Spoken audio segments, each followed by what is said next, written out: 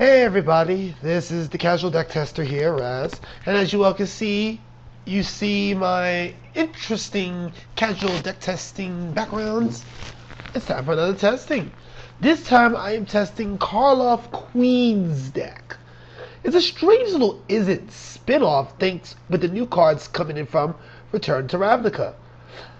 The person who I'm playing against today on this test is the guy that goes by Iron Moose. So let's get started. And he's going to probably get the first turn because he beat me on the roll. And what we're going to start off here is I'm going to have a Sulphur Falls and a Steam Vents already. So with that being said, I have two Sulphur Falls and I have a Sulphur Falls and a Steam Vents. I also got a Sea Drake, two Serendipity Freets, and two Goblin Guides. Now the Goblin Guides would be good for initial beat stick, but you do have to remember with Goblin Guide in this deck,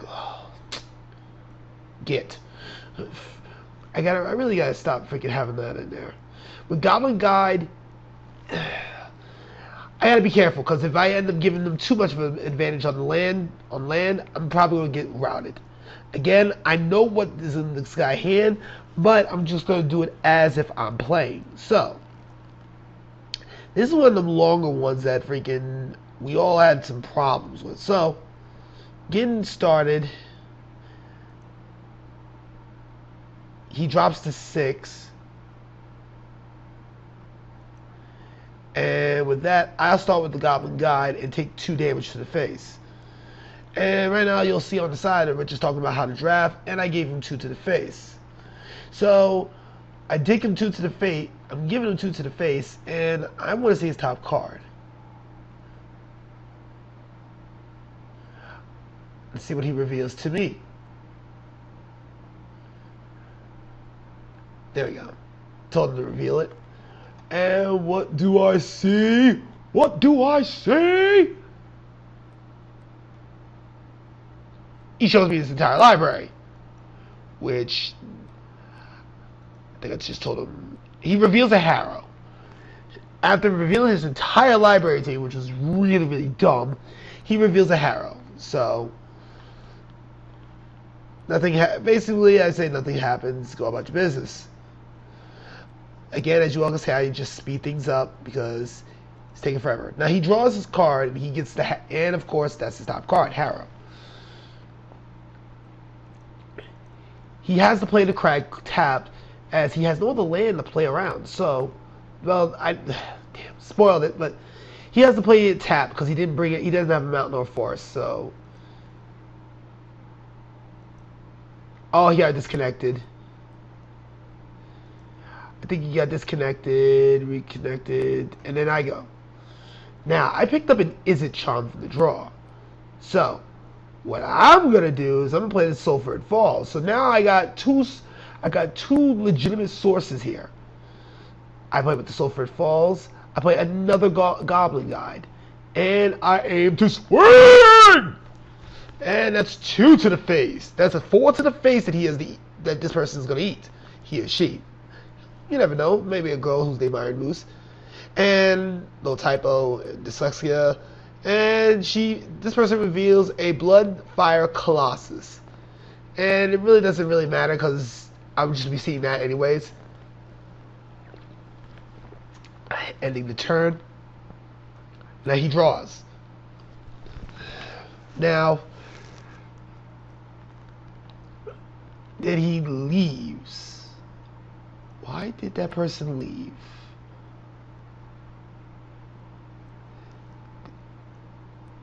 Oh, damn it. This person left. So, I can't even go back. Fuck. Alright. Sorry about that. It really didn't work out so well. But, from what I had in hand, I could have made something out of it. So, that's the first one. Catch you on the second game. Catch you on a different set. Peace. Hey everybody, this is the Casual Deck Tester, Raz here. And as you all can see, we are now into the first game of a new deck. Now you'll notice that observing this deck seems to be a mod. Reikura, and the person who I'm facing off against is Sunsatsugim. Sunsatsugim! Sorry if I freaking mispronounced your name or something like that, but let's get started. Still playing with the same deck before, and we're exchanging pleasantries. I don't get the opportunity to go first, so now again, as you all can see up top, you'll notice that I know what it is, you'll know what it is. It's how it is, okay? Now, in my hand right now, I'm playing a Scalding Tarn and an island for land. So at the very minimum, I'm going to have to eat one somewhere down the line to find this mountain or island. But I do have a Chromox in hand. This could be useful depending on what cards I have in hand, which I'm about to reveal now. I'm holding 2 Lightning Bolts and 2 Kargan Dragon Lords. That's right, not just one, but 2 Dragon Lords. I feel like the Dragon Board from Skyrim! Oh, I'm sorry. Skyrim moment. So, anyways, we're going to get this party started. And I think I'm giving him first turn honors. And he plays a Clifftop Retreat tapped. Naturally enough, that's his first play. So, whatever. I ain't stressing it. I think I didn't allow spectators to talk. Otherwise, he would have been talking his butt off. So, given the situation, I ended up picking up a Sea Drake. Now, the Sea Drake would now be important, and dummy me, I shuffled by accident, but that's because I got big fingers. Well, I'm not big, but I'm not paying attention to the keyboard. So, I play an island, and then I do a Chromox into... What the hell was I looking into? Yeah, I do the Sea Drake. So now I got double blue in hand, which right now it's kind of like a dead card in hand right now. Like, I wanted to set up, I wanted to see what this guy was playing with. So he goes again, he untaps. He does a Faithless Looting. So I'm not gonna know what's in his hand, although I'm watching it. And right now we're gonna go to this whole big spiel about freaking Reikura said, the looting is fine. Freaking Reikura just specified to Zatsugim that I put other, which usually means not standard. Thank you. Thank you, Reikura. Shows Zatsugim. Anyways, we're just going through the Faithless Looting routine. He draws 2 and then discards 2. With the probability of it flashing back. So he gets rid of a Lingering Souls and then a Karenko's Command. And then he plays a legitimate mountain, which ends the turn. So, that being said, I end up getting Cascade Bluffs on the draw. This made me happy because now my double red source could be... Now I can use that as my double red source. And sure enough, I wanted to show some fun. So I tapped it for double red? Yeah, indeed, double red. And I fire off 2 lightning bolts back to back. So I give you double the lightning. I feel like Kai Kisk from Guilty Gear telling people to ride the lightning. Sorry. When I'm doing these kind of videos, I gotta remember not to curse. Anyways, he takes up his draw. He picks up a second Clifftop Retreat. So he's definitely got me there. And then he plays a Lingering Souls. He hardcasts the Lingering Souls. So he gets 2 flying white dudes. 2 Tony Hawks. I'm sorry. But I couldn't resist. So, that being said, I go to draw. I get a Goblin Guide on the draw. So, that being said... I can't with this face. Oh, bye.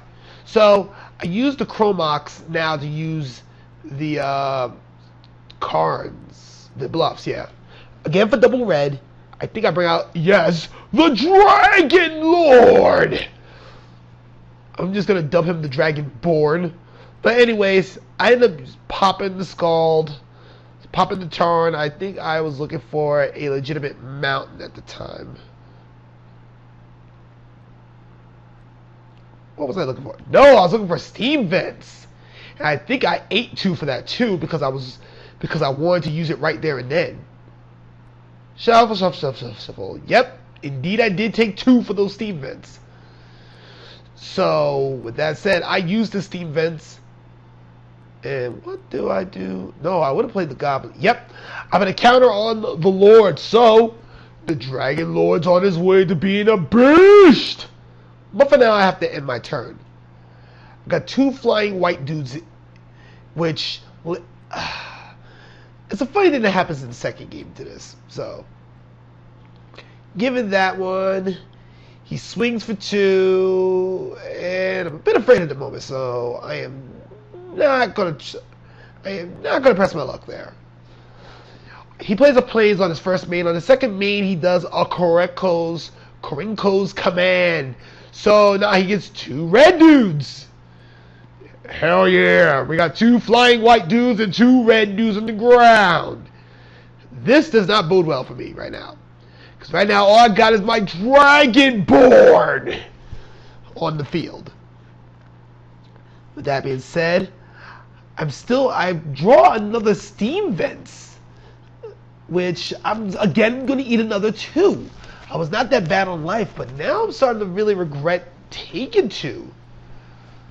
But that also leaves me a lot to work with here, because now, in essence, I have 4 red, which means I can pump up the Dragon Lord 1 time, or I can use that to freaking... Yep, I play another Dragonborn. What the hell do I do? What do I do at this point? Yep, 1 Dragonborn's now at 3. 1 more level and he gets to smack people in the air. So I swing for 2, point at him, he loses 2 life, and we proceed on to end the turn situations. So, I'm still holding strong with a blue open. He doesn't know what's in my hand yet. So he picks up his card. What does he play? Oh, he plays Vault of the Archangel. Which, if there was a black, I'd be in some deep doo-doo. Because that lifelink would be hurting me. So right now, he decides to swing for 2 more in the air. Do I? Oh yeah, it's this game I realize. And I lose 1. And Setsugim says it's flying. Like, oh! Corrected. My bad. I forgot they don't fly yet. And with that, he goes with the Goblin Rally. So he brings out not 1, not 2, not 3, but 4 red dudes. And again with this, I know next video, next part, I'm probably gonna freaking say no notifications, you mothers. Anyways, I end turn, and right now it's still, I'm no longer in control here. I'm in deep doo-doo, and then there's another Dragonborn. So, in essence, I'm probably going to be sitting on 3 Dragonborns, and I'm not going to be able to win this game. This gets freaking scary. So I play the Cascade Bluffs, and I bring out yet another Dragonborn, I believe. No, I pump up the current Dragonborn. Yes, which means that this guy can fly. And with a Steam Vent, well, double Steam Vents, I play yet another Dragonborn. So 1 Dragonborn already has the power of God, or close to. The other one, well, I declare attack, I swing 2. And he takes it. I'm like, that's... He has an indispensable army. Why is he taking 2 on the ground, if anything else? I have a giant flightless lizard. So he enters his draw. He plays another mountain. Now... This next play, I think this is game. Yep, this is game. Because he dead plays Burn at the Stake. This is going to hurt because this is a token burn deck. That is 15 to the face. 15 that I am not going to be able to answer for. And that was game 1 of 2 right there. Ugh, disgusting. Now, I can't really go back. Honestly, I don't know what the hell I'm doing with that. But as you all can see, this deck's going to give me a lot of problems. So with Karlov's deck, I took a win by 4. I took a win by desertion, and I take a legitimate and a tough loss. So we'll be back with the next one. Peace! Hey everybody, we're back for game 2 of this set versus Satsugame. Satsugame. So I shuffle. I'm gonna pause this right now. Here we go. We're still playing with Karlov's Queen's deck. This time I'm holding a Sulphur Falls, a Cascade Bluffs, and I have a legitimate mountain. Not to mention I have 2 Goblin Guides, the Saradib Ifrit, and of course an Izzet Charm. Now you already know what's going on top, so I'll just give you a brief history of what he's doing right now, and we are going to get started. So I'm going to keep this hand. I lost the last game, so naturally enough I'm going to play. I'm going to start this off. Takes a mulligan for 6. I keep and I play. I think I started this rule saying, since it's casual, I don't care, get 7. I think I'm going to say get 1. I want to say that. Let's see. Oh, no, I don't. I didn't start that yet. I got a Goblin Guide. I swing. So I get the early going, and there's a looting. Oh, fuck. There's a looting off the bat. So we end turn, he draws. He ends up drawing the looting. He plays, I believe he plays the looting this turn. Indeed he does. So he's going to get 2 cards, and he's going to lose 2 cards. So I don't know what he's having in store. All I know is that he has something going on. So he loses the wilds and whatnot. I'll play the Sulphur Falls. He lost an evolving wilds. That's what happened. I will swing again. And I drew a lightning bolt. So he reveals a gutter snipe. Basically, whenever you cast an instant or sorcery, it deals 2. So he loses yet another 2. Nothing goes on. He draws the gutter snipe, of course. And he plays a blood crypt untapped. So he's definitely paying the 2. And he's going to play Lingering Souls in the graveyard. So I left 2 open, and I was like, no, we will not do that. Nope. That's one thing about Izzet Charm. That's going to be very useful, especially for these, oh, I'm going to resurrect this, do this flashback from the graveyard. No, motherfucker, we're not going to have that. Sorry. Put that back. So we go in there. I drew an island. So I got some things going on here. So what I think I do is I pay 2 for another Goblin Guide, and I blast him for 3. So I'm up running the gates right now. So I finally go to swing. I swing both Goblin Guides. So he gets a Clifftop Retreat to his hand, which doesn't bother me none. And he reveals a Burn at the Stake. Now this card already dealt me in once before, but he's already down to freaking 7 life. So truth be told, I'm in the driver's seat here. It's just a matter of whether or not I can stop him enough to finish him off. So he plays a Clifftop Retreat, and he's going to do a Moonlight Haunting, meaning he's going to get 2 flying white dudes. Again. Lingering Souls is pretty much the better version of this card, because you can flashback it. So, I'm coming back to play, and I draw yet another Lightning Bolt.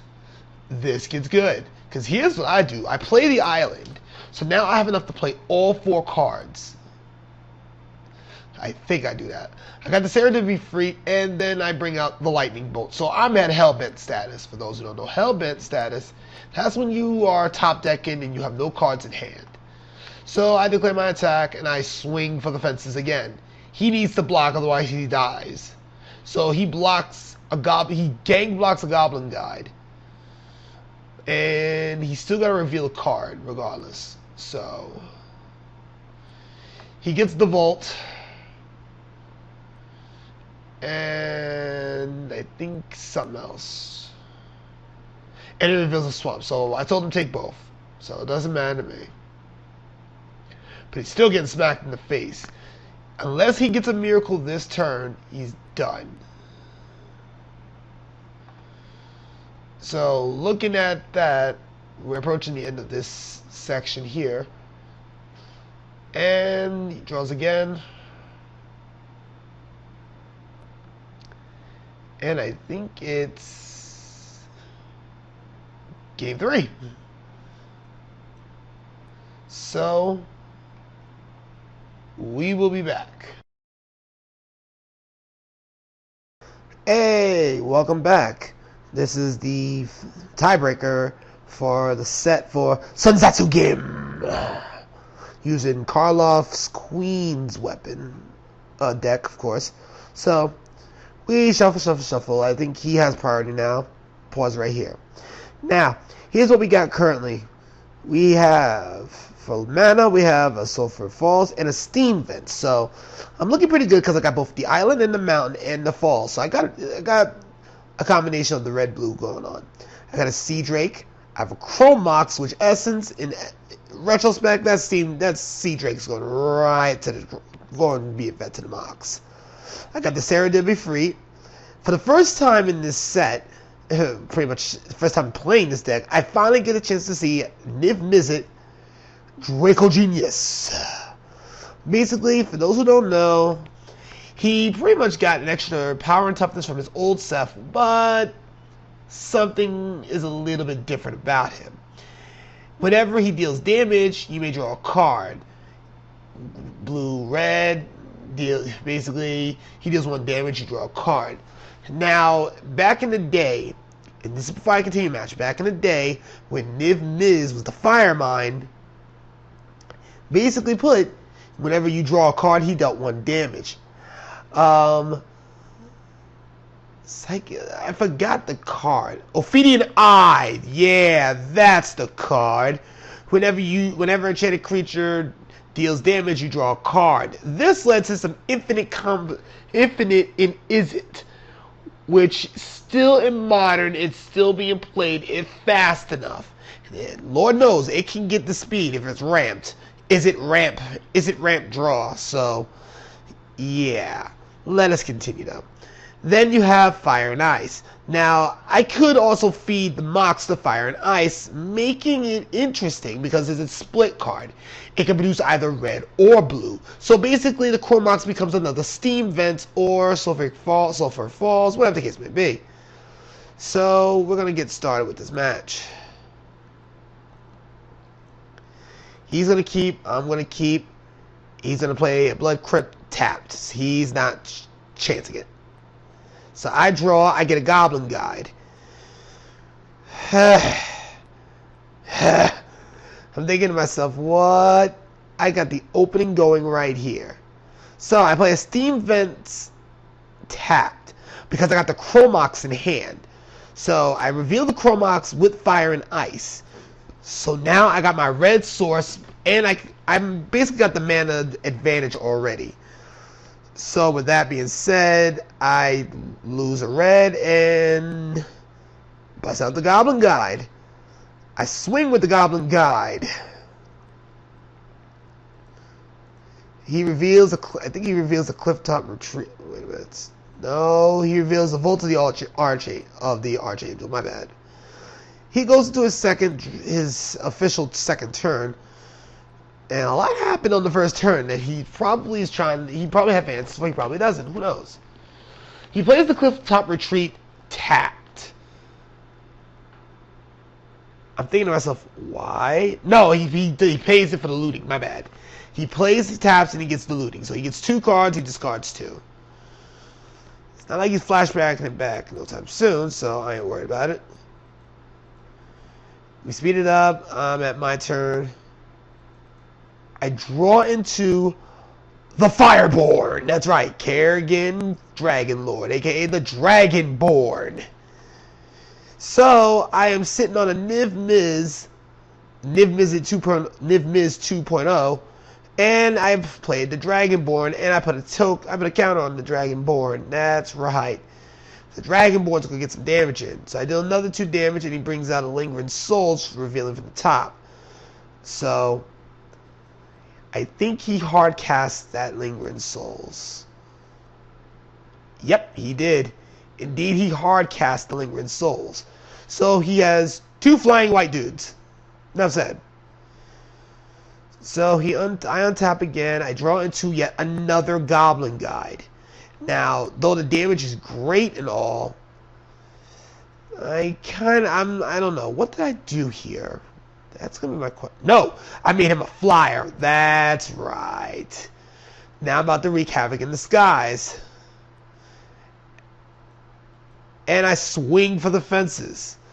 So now he has a problem. He's staring 6 in the face, and he can get nasty. He reveals the Clifftop Retreat, which he puts in the hand. But is he going to eat 6, though, is what you're thinking. Yep, indeed he eats 6. So potentially next turn I can kill him if I can find a way to get one more source of red. I can kill him this turn. The coming turn. So he plays another Clifftop Retreat, and he plays Intangible Virtue. So now his freaking tokens have Vigilance and an additional +1/+1 boost. So I'm going to eat 4 to the face right there. I will be eating 4 in response. He taps a Blood Crypt, and he plays that off. He plays it flat. He plays it from the grave.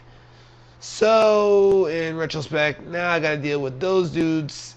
And even if I get the red, yeah, like I said, even if I did get the red source, which I now have in Chromox, it would not be enough. I can't freaking push through. I would lose the dragon indefinitely. So I end up making it a blue source instead.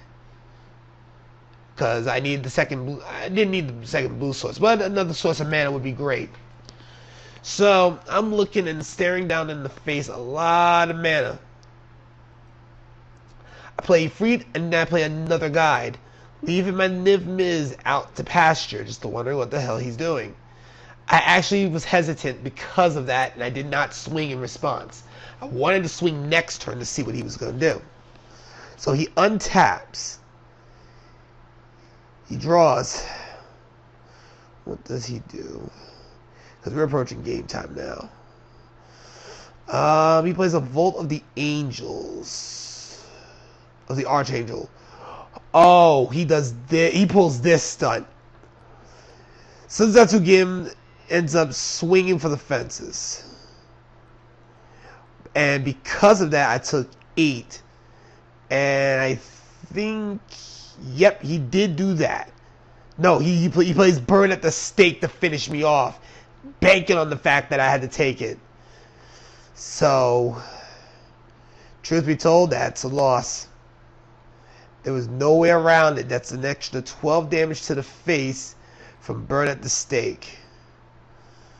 So that pretty much covers that set. So with that, I didn't do this the last couple because I've been itching to want to say it, but I'm going to review this deck right now. So in addition to what you saw over here, I'm going to go to the deck itself so people who are watching can view this deck. I'm going to load my deck. Let's see, what was that? Karlov. Where the hell is she? Didn't I save her deck? Oh, mine's Firestorm. Okay, here we go. You got the Chromox, the Goblin Guide, the Hypersonic Dragon never showed up. Electrolyze never showed up. The Desolated Lighthouse didn't show up either. So, basically, for this set here, I'm going to review it as I see it per matchup. That matchup there was a token-based matchup. Against it, it's a 6 out of 10.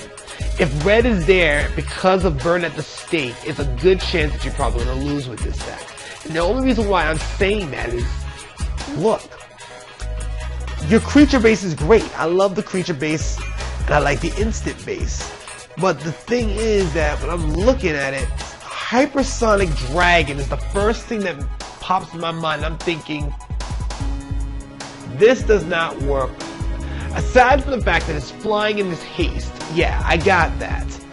Unfortunately, the ability is what makes it a crutch, because every card, right, every non-creature spell is an instant. So the Hypersonic Dragon is not doing what it's supposed to do, which is make sorceries and deflect, giving sorceries, casting sorceries as though they had flash. We're talking about Demon Fire, Bane Fire, Gitu Fire, Lava Axes, just to name just a few. Like, seriously, this is one of those times where the dragon did not do anything at all. It was, in retrospect, the Hypersonic Dragon, though I didn't, and I can also see why, there's only 2 of them in the deck. So, yeah. I'm not a happy camper by that. The Dragon Lord, though the Dragon Lord is good, at the end of the day, there's a better dragon for what it's going to do. So, in essence, I'm spending 10 mana to get an 8/8 dragon with fire breathing. Sorry, as much as I love to have an 8/8 dragon, for 6 mana it becomes a 4/4 flying dragon without fire breathing. It is potentially worse. Hey, what was that dragon? An old school dragon. If you know what it is, freaking remind me in the comment box. Or if you see it on the floor on Salvation, correct me in my thread. I did not get a chance to use Niv Miz, and it's a shame too, because Niv Miz could have been. Not only does it do point removal to a creature or player, but if you hit a player, you end up drawing a card. So in retrospect, it's really, really good. And I bet you there's a card that says whenever you draw a card, deal 1 damage. This creature deals 1 damage to target player. So there's probably yet another infinite out there because of it.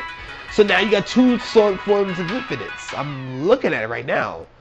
And if there is, Niv Miz is probably going to be super up there. Like $10 card, like at this stage of the game. Depending on what goes on from the Dimir. If the Dimir brings something to the table, expect Niv Miz to go up and freaking see him in every freaking table you see. Let's see. The Sea Drake. I see the Sea Drake being fodder to the Chromox. That's basically what it is. And I return 2 land to hand. So honestly, the Sea Drake is the only thing the Sea Drake is there for. Is to freaking come in and hit the Chromox. Though 4/3 is nothing to sneeze at for 3, you gotta get rid of 2 land to do that. So if you're looking for a creature on the cheap, yeah, I can say that works. The Saradim Ifrit, on the other hand, as much as I love having 3/4 on the cheap, 3/4 flying on the cheap, that 1 damage can make or break you. That is what's the problem, is that 1 damage. There's a better Ifrit out there, and it's still relatively affordable. This Ifrit does not work in this case. Especially because you are running... You're semi-red heavy, so I don't know why you want to balance it with the blue right there. There's a better blue Jin right there. And of course, the mana base, which 25 land is a bit much. I ain't gonna lie. 25 mana is a bit much. Hell, 21 mana would be acceptable here.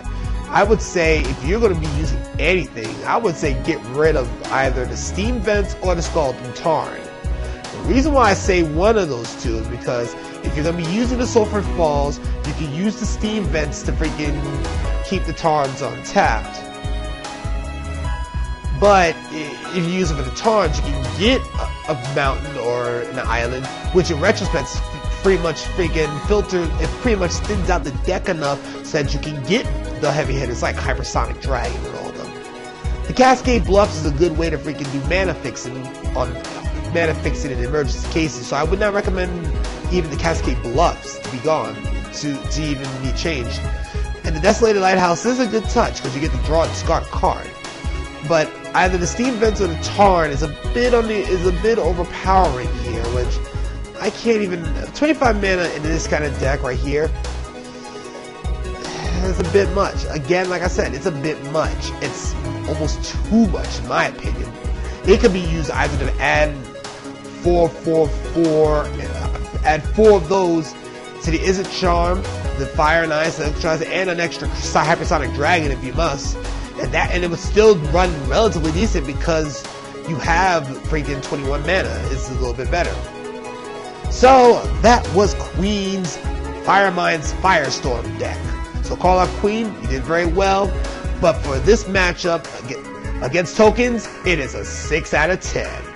It's acceptable for a casual token deck against casual token deck players. So I am the Casual Deck Tester, Raz, and catch me on the next one. Peace!